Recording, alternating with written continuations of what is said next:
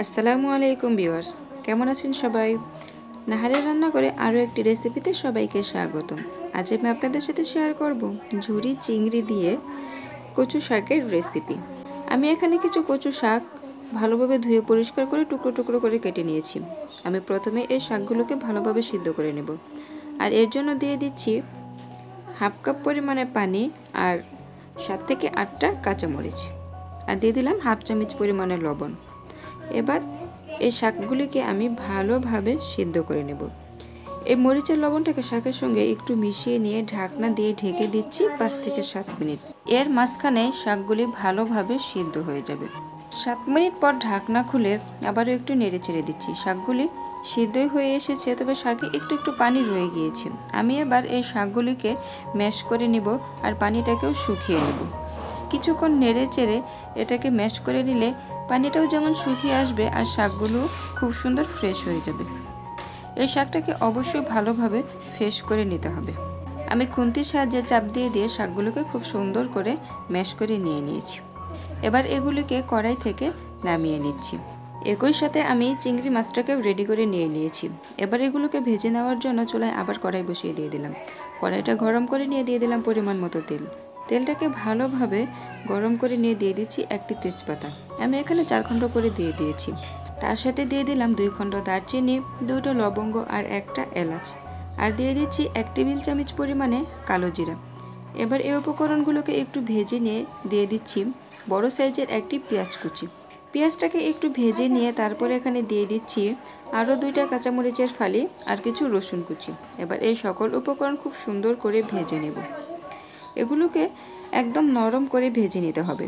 এগুলো যখন নরম হয়ে আসবে তখন এখানে দিয়ে দিচ্ছি হাফ চামচ পরিমাণে রসুনের পেস্ট আর হাফ চামচ পরিমাণে জিরের পেস্ট। এবার এই রসুন আর জিরেটাকেও খুব সুন্দর করে ভেজে নেব, যাতে এগুলো থেকে কাঁচা স্মেলটা না আসে। এগুলো ভাজা হয়ে আসলে দিয়ে দিচ্ছি হাফ চামচ পরিমাণে হলুদের গুঁড়ো আর হাফ চামচ পরিমাণে মরিচের গুঁড়ো। যাতে মাছের কালারটা ভালো হয় তাই আমি এখানে শুকনো মরিচের গুঁড়োটা ব্যবহার করেছি। সকল মশলা আরও একটু ভেজে নিয়ে দিয়ে দিচ্ছি মাছ। এই মাছটাকে সকল মশলার সঙ্গে মিশিয়ে নিয়ে এরপরে দিয়ে দিচ্ছি 1 চামচের মতো লবণ। আমি শাক সিদ্ধ করার সময় হাফ চামচ লবণ ব্যবহার করেছিলাম, তাই এখন আরও 1 চামচ লবণ ব্যবহার করছি। এবার লবণ দিয়ে আরও একটু মাছটাকে এই মশলাটার সঙ্গে ভেজে নেব, আর তারপর সামান্য পরিমাণে পানি দিয়ে এই মাছটাকে মাত্র 2 মিনিট কষিয়ে নেব। মাছটাকে 2 মিনিট কষিয়ে নিলেই হয়ে যাবে। 2 মিনিট মাছটাকে সুন্দর করে কষিয়ে নিয়েছি। 2 মিনিট পর মাছটাকে আরও একটু নেড়ে চেড়ে মাছ থেকে পানিটাকে একদমই শুকিয়ে নেব।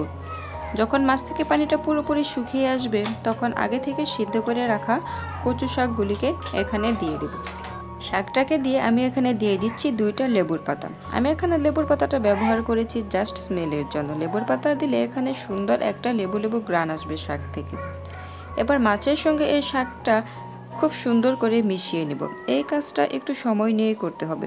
সকল উপকরণ খুব সুন্দর করে মিশিয়ে নিয়ে একটু সময় নিয়ে এই শাকটাকে ভালো করে ভেজে তারপর কড়াই থেকে নামিয়ে নেব। এই গ্রাম বাংলার রেসিপিগুলো আপনার কাছে কেমন লাগে, আর কচু শাকে বা আপনি খেতে পছন্দ করেন কিনা সেটা কমেন্ট করে জানিয়ে দিতে পারেন। এভাবে যদি কখনো চিংড়ি মাছ দিয়ে কচু শাক না খেয়ে থাকেন তাহলে একবার হলেও বানিয়ে খাবেন। আর এরকম সুন্দর সুন্দর গ্রামীণ রেসিপি পেতে আমার চ্যানেলটিকে সাবস্ক্রাইব করে পাশেই থাকবেন। আর রেসিপিটি দেখে যদি আপনার মনে একটুও ভালো লেগে থাকে তাহলে কিন্তু ভিডিওটিতে একটি লাইক করতে ভুলবেন না। আমি শাকগুলোকে খুব সুন্দর করে ভেজে নামিয়ে নিয়েছি। এবার এটা গরম গরম ভাতের সঙ্গে পরিবেশন করে নেব, সঙ্গে একটু লেবু। নতুন রেসিপি দেখার আমন্ত্রণ জানিয়ে আজ এখানেই বিদায় নিচ্ছি। আল্লাহ হাফেজ।